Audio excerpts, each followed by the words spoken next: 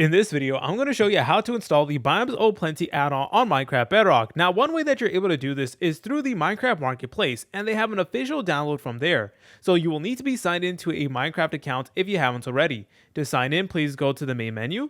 Then in this bottom left, you should see a sign in button if you haven't signed in already. But if you already signed in, you're good to go. Anyways, you just want to go ahead and select the Marketplace. Then you want to go over here to the search bar and look up Biomes O Plenty, just like this.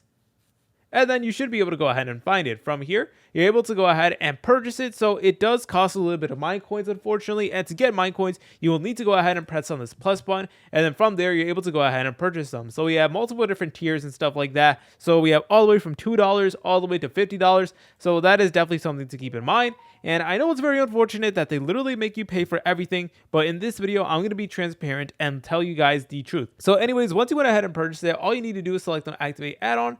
Then you could use it on a pre-existing world or create a new one entirely. Let's just create a new one entirely. Press on creative if you want, or survival. And I'm going to go ahead and turn on experiments just like this. All right. And once you guys are done with that, then you want to select on create and then press on create anyways. Now you guys are able to use things like PayPal, a MasterCard, and a bank account in order to actually purchase this add-on. So you have multiple different options and you should be good to go. All right, and then here we are. Check this out. We now do have the Biomes O Plenty right over here, and you're able to go ahead and get started. If you guys found this video helpful, make sure to leave a like and subscribe. I'll see you in the next video.